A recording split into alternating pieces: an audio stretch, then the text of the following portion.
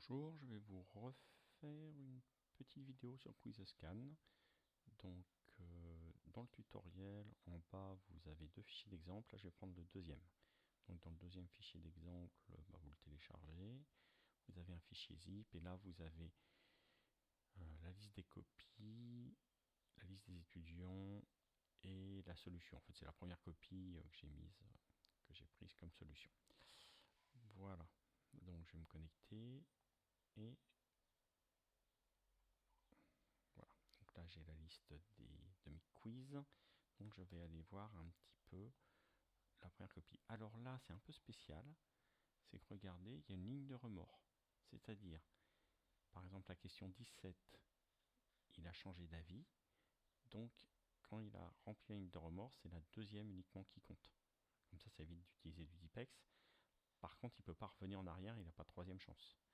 Donc en général, il n'utilise que la première ligne, et s'il a un doute, il peut utiliser la deuxième ligne. Si la deuxième ligne utilisée, c'est celle-là qui compte, sinon c'est que la première. Voilà. Donc l'étudiant saisit toujours son numéro. Donc là, il y a 32 questions, ligne de remords, et les étudiants saisissent sur 5 chiffres, leur code. Admettons donc, hop, là, je vais prendre comme ça. Donc là, on avait dit 32 questions. 32 questions. Il faut bien cocher ligne de remords. Donc comme ça, il y a bien 32 avec ligne de remords. Et j'ai mis 5 codes. Je crée le quiz. On attend un petit peu le temps qui travaille.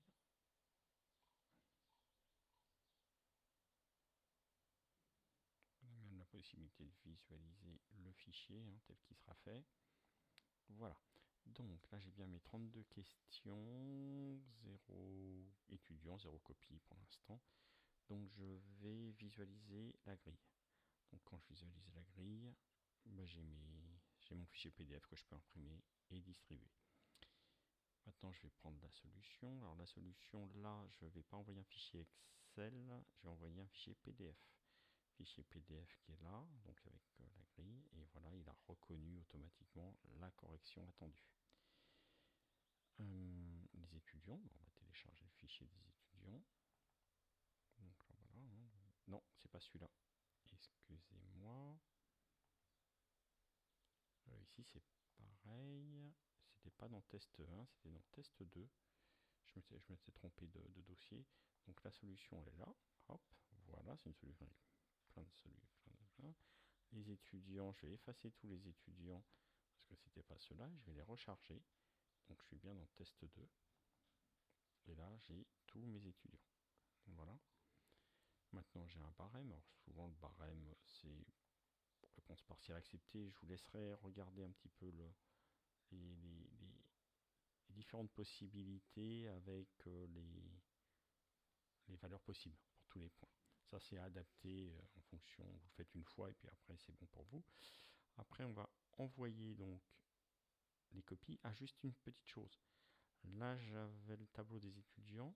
Donc, si je reviens dans configuration, je peux récupérer la grille avec tous les étudiants, leur nom, leur prénom et leur numéro. Comme ça, ils n'ont pas à le saisir. Par contre, il faut distribuer la bonne feuille au bon étudiant. D'accord? Voilà. Donc, je vais envoyer mes copies. Donc, je suis dans test 2. J'envoie mes copies anonymes et je les envoie. Donc là, il y a 32 copies. Il travaille.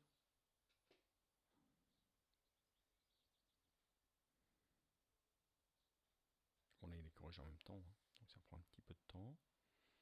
Voilà. Donc là, il a corrigé. Ça s'efface. Et on va aller voir les copies. Voilà. Donc les copies, c'est un peu plus compliqué. Il y a bien 32 copies. On va aller voir s'il y a des copies anonymes. Il n'y a pas de copie anonyme. S'il y a des doublons, il n'y a pas de doublons. S'il y a des doutes, il y a des doutes là. On va regarder. Bon, je ne les vois même pas. Non, il n'y a pas de doute. Bon. Deuxième. Peut-être que lui, il aura des doutes. Non. Bon, ça fera que je vérifie pourquoi.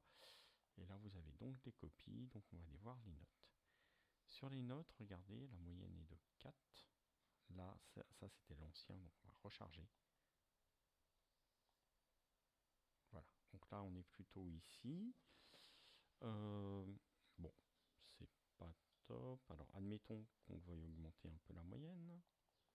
On dit qu'on va passer à 7 de moyenne ou à 8. Voilà. Donc là on peut avec un écart type, etc. Donc il y a bien la copie. Alors j'ai pas dû prendre la meilleure étudiante en fait. La meilleure copie. La meilleure étudiante je ne sais pas, mais au moins la meilleure copie puisque elle est vraiment différente des autres. Donc parce que pour la correction j'ai pris une des copies. Voilà, donc on va prendre de tous les étudiants. Je vous rappelle qu'il y avait beaucoup d'étudiants. Donc là, il y a beaucoup d'absents, évidemment. D'accord, d'ailleurs, je vois qu'il y a des notes négatives. Donc ça, on peut les... Bah oui, parce que forcément, là, c'est à vous de voir si vous mettez 0, si vous voulez que la note soit négative ou pas. Et par contre, on peut avoir les notes sans les absents. Ça, c'est beaucoup mieux. Quand on a tous les étudiants, voilà. Donc là, on a vraiment de tous les étudiants. Bon, alors évidemment, ici... on lui mettrait 0 plutôt que moins 1. On va regarder les statistiques qui ne doivent pas être brillantes parce que, bon, voilà, il y a des... Ça, c'est pour dire qu'il y a plus de réponses fausses que de justes. Hein. Enfin, donc c'est... Voilà. Là, j'ai toutes les réponses de tous les étudiants, etc. Nombre de fausses, nombre de justes, etc. Très bien. Ça permet effectivement d'avoir des statistiques derrière si vous voulez le travailler. Et ben voilà, donc on récupère la note des étudiants et puis voilà. Aussi, on a la possibilité de supprimer un quiz ou de le dupliquer. Donc, par exemple, celui-là, je vais pouvoir le dupliquer. Donc, contrôle de connaissance, celui-là, hop, je le duplique. Je vais pouvoir le revoir. Et là, je peux revoir toutes les... Exactement, j'ai les mêmes copies, etc. Ah, mais si, là, il y avait un truc, là. Ah oui, c'est celui-là. Donc voilà, voilà, c'était juste. Vous avez toujours la possibilité, effectivement, de cocher ou de décocher. Alors vous voyez, si là il y a la première, s'il avait coché le deuxième, c'est le deuxième qui était. Alors il attend A, C, D, E, A, C, D et E, et là il a juste. D'accord. Bon, lui il avait déjà juste sur la première, donc on va lui laisser. Voilà. Bah voilà, écoutez, je pense que c'est une autre méthode avec la ligne de remords. Exactement. Bah, n'hésitez pas à me faire part de vos remarques. À bientôt, au revoir.